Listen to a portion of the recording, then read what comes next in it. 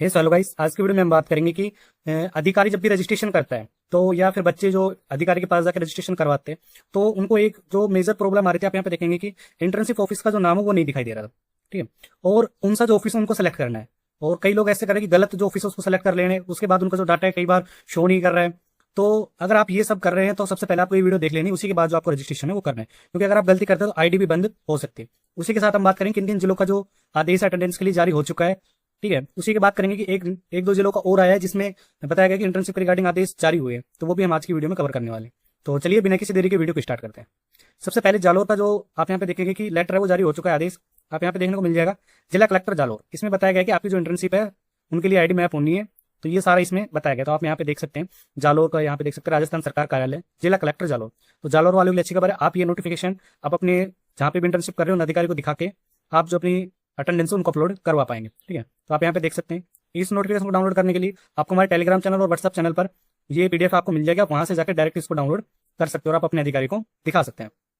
उसी के साथ किन किन जिलों के जो आदेश है वो आ चुके हैं, तो आप यहाँ पे देखेंगे कि आदेश जारी जिलों के नाम बूंदी, अलवर, जैसलमेर, भरतपुर, अजमेर, जयपुर और जालोर। 7 जिलों के जो आदेश है वो जारी हो चुके हैं। जल्दी बाकी जिलों के जो आदेश है आने वाले हैं। ठीक है, तो अभी थोड़ा आपको इंतजार करना है, आपके जल्दी ही जो आदेश है वो देखने को मिल जाएंगे। और आप इन जिलों में से हैं तो आप इनका जो नोटिफिकेशन है आप हमारे व्हाट्सएप टेलीग्राम चैनल से इनको डाउनलोड कर सकते हैं नोटिफिकेशन को, और आप अपने अधिकारी को दिखा सकते हैं।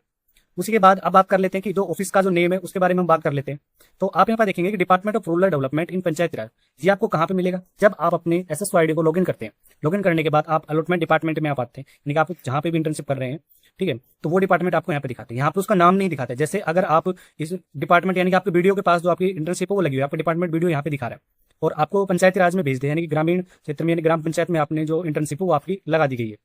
तो आपको अपनी एसएसओ आईडी में ये चेक करना है। ठीक है, अगर आपकी ग्रामीण में लगी हुई है यानी कि आपको बीडीओ ऑफिस मिला था, उसके बाद आप जो ग्रामीण है यानी कि पंचायती राज में यानी कि ग्राम विकास अधिकारी के पास आपकी जो इंटर्नशिप लगी हुई है। ठीक है, तो आपको सबसे पहले क्या करना है, जब भी आप अप्लाई करते हैं यानी जब भी रजिस्ट्रेशन करवाते हैं ऑपरेटर आईडी यानी कि आप जब भी अटेंडेंस के लिए जो फॉर्म है वो सबमिट करवाते हैं, तो या तो पहले आपको जो अपनी गांव का यानी कि आपकी जो ग्राम पंचायत है उसका नाम देख लेना है। अगर उसका नाम आ जाता है तो ठीक है, अगर नहीं आता है तो आपको जो जो आपके एसएसओ आईडी में ऑफिस का नाम शो कर रहा है वही ऑफिस का नाम है, आपको रजिस्ट्रेशन फॉर्म के फिलअप करवाते समय फिलअप करवाना है। ठीक है, कई लोग बोल रहे थे सर हमारा नाम नहीं है, नाम इसी वजह से नहीं आ रहा है, आपको जो ये नाम है इसी को ही सिलेक्ट करना पड़ेगा। अगर वो आ जाता है तो ठीक है, अगर नहीं आता तो आपको जो आपका एसएसओ आईडी में जो डिपार्टमेंट अलॉट हुआ है वही आपको सिलेक्ट करना है। जैसे कि हम आपको और दिखा देते हैं, आप यहाँ पे देखेंगे कि मेडिकल डिपार्टमेंट में आप देखेंगे बीसीएमओ। ठीक है, अब कई लोग जो उनको डिपार्टमेंट बीसीएमओ मिला है, अब वो उप स्वास्थ्य केंद्र में यानी कि आपके जो नजदीकी गांव में उप स्वास्थ्य केंद्र लगता है वहां पे इंटर्नशिप करे तो वहां का नाम शो नहीं करेगा, आपका नाम जो शो करेगा वो करेगा बीसीएम ऑफिस। ठीक है, तो आपको बीसीएम ऑफिस सेलेक्ट करवाना है और डिपार्टमेंट नेम में मेडिकल डिपार्टमेंट लिखवाना है। तो ऐसे ही कई लोग जो पीएचसी वाले में जहां पे भी इंटर्नशिप कर रहे हैं, ठीक है, उनका नाम दिखाता है तो ठीक है, अगर नहीं दिखाता है तो आपको जो बीसीएम ऑफिस यानी कि आपको जो बीसीएम ऑफिस मिला है वो आपको यहाँ पे सेलेक्ट करना है। यानी कि सिंपल से शब्द में हम आपको बताएं तो जो भी आपको डिपार्टमेंट अलॉट हुआ है वही डिपार्टमेंट आपको रजिस्ट्रेशन के टाइम में वो फिलअप करवाना है। ठीक है, तो आपको समझ आ गया होगा कि आपको कौन सा जो डिपार्टमेंट है वो सेलेक्ट करवाना है। हम आपको आगे दिखा भी देते हैं कि कौन कौन से डिपार्टमेंट है, उनको क्या क्या सेलेक्ट करना है, कैसे क्या उसकी प्रोसेस है, वो भी हम आपको यहाँ पे दिखा देते हैं। तो सबसे पहले जो अधिकारी का एसएसओ आईडी वो उसमें से लॉगिन कर लेना है। लॉगिन करने के बाद कि जो एम्प्लॉयमेंट एक्सचेंजमेंट पोर्टल है उस पर आपको आ जाना है। उसके बाद जैसे आप यहाँ पे देखेंगे कि अधिकारी का जो आईडी है वो वहाँ का उनके जो ऑफिसर नेम है उनका नेम आएगा। यहाँ पर देखेंगे उनका यहाँ पे नेम भी आपको लिखना पड़ेगा जो भी उनके आधार कार्ड में है, उनके मोबाइल नंबर, यहाँ पर उनका क्या डेजिग्नेशन यानी क्या पद है वो यहाँ पे दिखाएगा। अब यहाँ पे देखेंगे कि एडमिनिस्ट्रेशन डिपार्टमेंट। ठीक है, इसमें आप यहाँ पे देखेंगे तो यहाँ पे आप जो आपका डिपार्टमेंट पड़ता है, ठीक है, यानी कि मेडिकल डिपार्टमेंट पड़ता है तो आप मेडिकल डिपार्टमेंट यहाँ पे वो सिलेक्ट कर सकते हैं। ठीक है, तो चलिए हम यहाँ पे मेडिकल डिपार्टमेंट है, तो जो आपकी डिस्ट्रिक्ट है वो आपसे यहाँ से आपकी जो डिस्ट्रिक्ट है वो आपसे पूछ जाएगी। तो जो भी आपकी डिस्ट्रिक्ट है वो आपको यहाँ से सिलेक्ट करना है। तो जैसे ही आप इस पर सिलेक्ट कर लेते हैं, सिलेक्ट करने के बाद अब आपसे ऑफिस का पूछा जाएगा।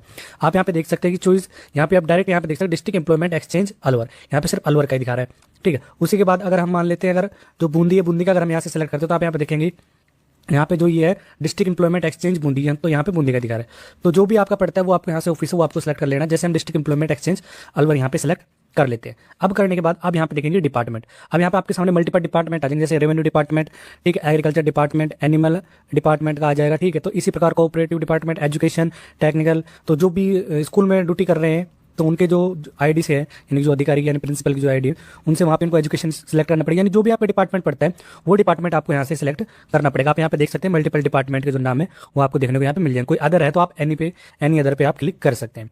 ठीक है, तो आपको यहाँ पे जो भी आपका डिपार्टमेंट पड़ता है वो आपको यहाँ से देख लेना है जो भी आपका डिपार्टमेंट दिख रहा है। तो जैसे हम यहाँ पे मेडिकल डिपार्टमेंट सेलेक्ट करते हैं मेडिकल डिपार्टमेंट सेलेक्ट करने के बाद अब आप यहाँ पे देखेंगे कि जो भी आपके डिपार्टमेंट के नेम है वो यहाँ पे शो करना स्टार्ट हो जाएगा। तो आप यहाँ पे देखेंगे जो डिपार्टमेंट का नेम है वो आप यहाँ पे देख सकते हैं कि मल्टीपल जो डिपार्टमेंट के नेम है वो यहाँ पे देखने को मिल रहे हैं, ठीक है।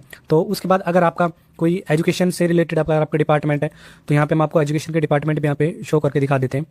आप यहाँ पे देखेंगे कि एजुकेशन डिपार्टमेंट, ठीक है। तो यहाँ पे जो एजुकेशन डिपार्टमेंट है यहाँ पे आप देखेंगे एजुकेशन डिपार्टमेंट का आ गया। तो यहाँ पे आप देखेंगे कि ऑफिसर नेम, यानी कि जो कल परसों को जो भी सर्च कर रहे थे उनका नाम नहीं दिखा रहा क्योंकि सर्वर एरर था वो। अब जो सर्वर एरर है वो ठीक हो चुका है। तो आप ऐसे जो ये मल्टीपल जो भी आपका नाम पड़ता है वो आप यहाँ से सेलेक्ट कर सकते हैं, ठीक है। कुछ चीज़ें हमने हाइड कर रखी है, ठीक है। उसके बाद आप यहाँ देखेंगे जो भी आपके स्कूल का नेम पड़ता है वो आपको यहाँ से सेलेक्ट कर लेना है, ठीक है। मल्टीपल यहाँ पे ऑप्शन है वो देखने को मिल जाते हैं, ठीक है।